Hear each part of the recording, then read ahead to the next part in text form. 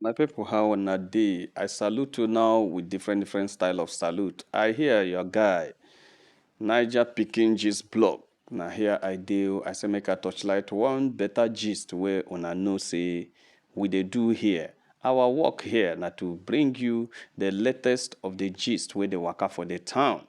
My people, una know this man where they call on Nnamdi Kanu, the freedom fighter, the man where they look for the freedom of the southeastern part of Nigeria and who is looking for a referendum to know whether people are ready to be in Nigeria or people want to go their separate path.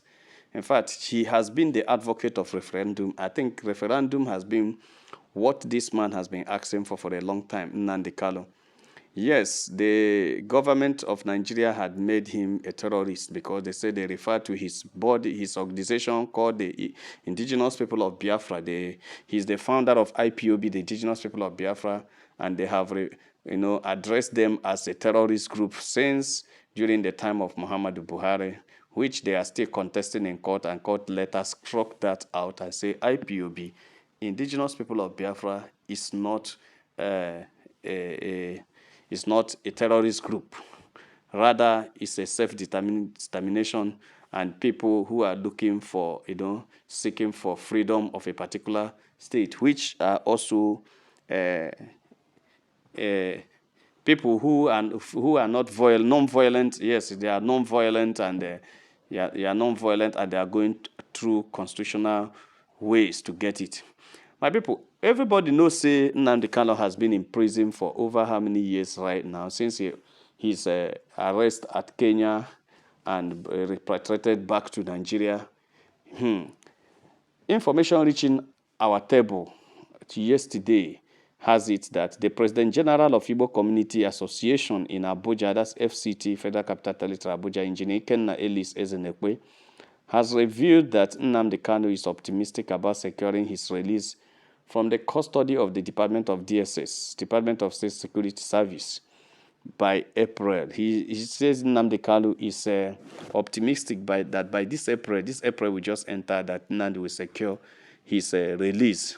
Early says Zenekwe, who visited the detained leader of the indigenous people of Biafra at DSS headquarters in Abuja, said Kanu expressed disappointment over the lack of strong Igbo leadership and called for renewed advocacy for region's interest.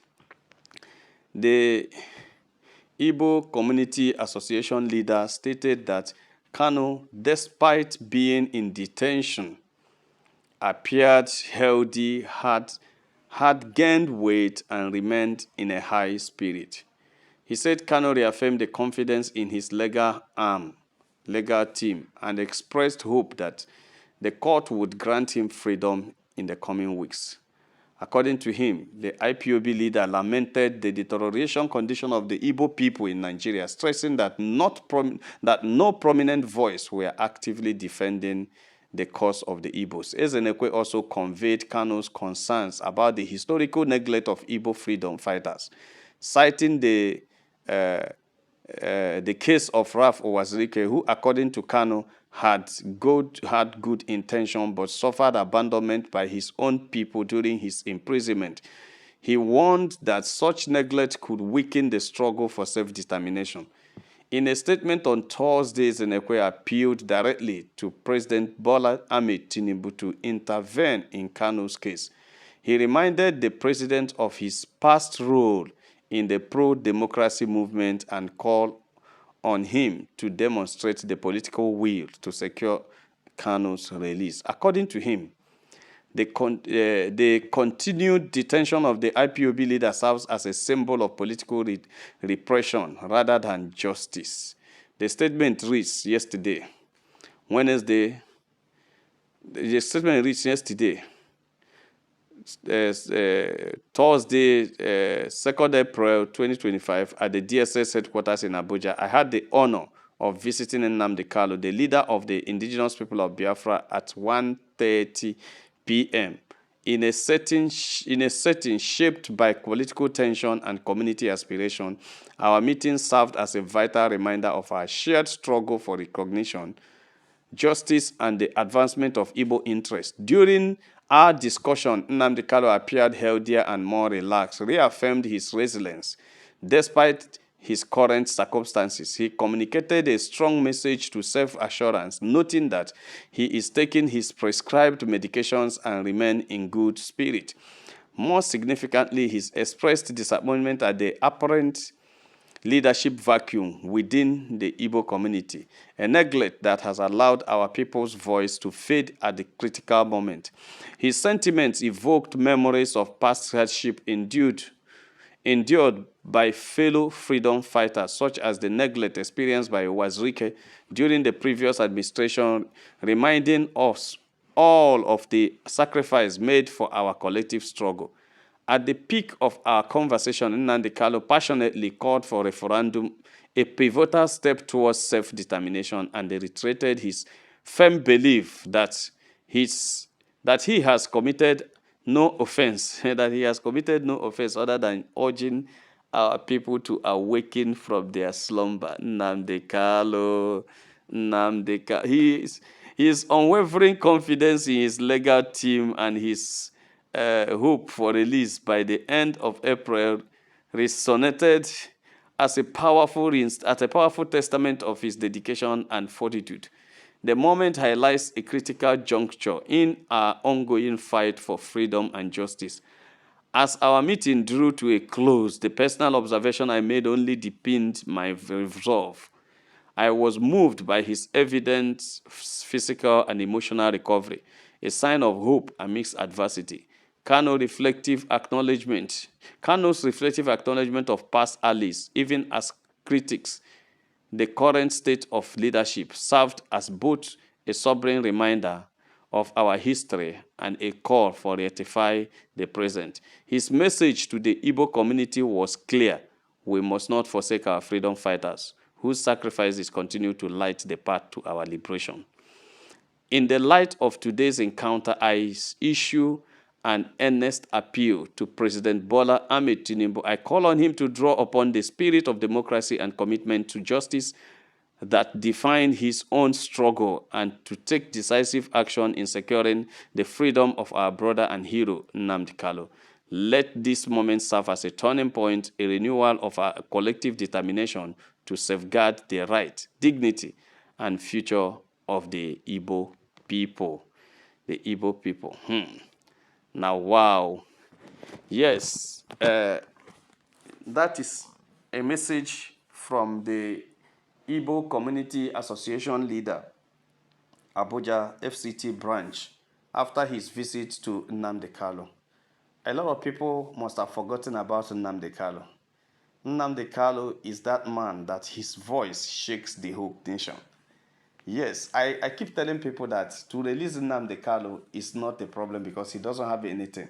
But it is that even the government, the president is afraid of him. That's just the thing. Because they have not seen a man who has this kind of strength. A man who does not look at anybody and who does not fear anybody. They have not seen such a man who can say what he wants to say, express himself without fear or favor. We are in a nation where people's voices are suppressed. People are brought down. People are, relegated to the background, and as such, a lot of people don't want to be silenced. Well, you see what is happening to Natasha Apoti. The struggle to silence Natasha is very strong, and the woman is as if she is fighting alone, struggling to make sure she was not silenced. That is the state of the nation. That is how this part of the world we find ourselves. That's all they know, is how to silence the voice that brings development, silence the voice that brings liberation, silence the voice that reach to the people, that are closer to the people, because they don't want anybody to let the people know there is a dividends of democracy or there is something happening. They want everybody to believe that this country is roasting, there's nothing good about it. Why they are sucking and milking the wealth of this country to the detriment of even their own grandchildren, and which is very bad.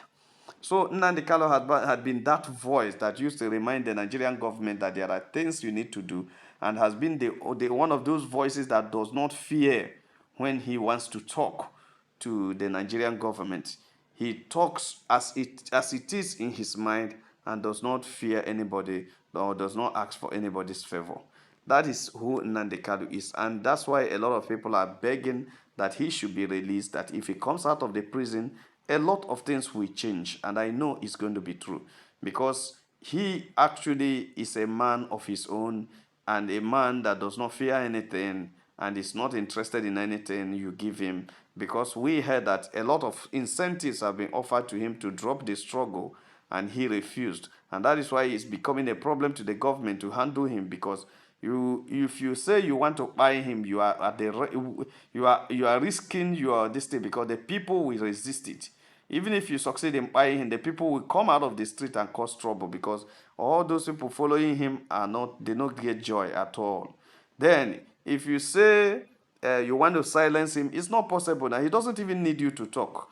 People will be going to find him, to listen to him. So I don't think, the only thing is that they need to, allow that guy to express himself and call for the referendum, and maybe the government implement it if they wish or not. But at least what he is asking for is freedom of speech, freedom of expression, and freedom of association.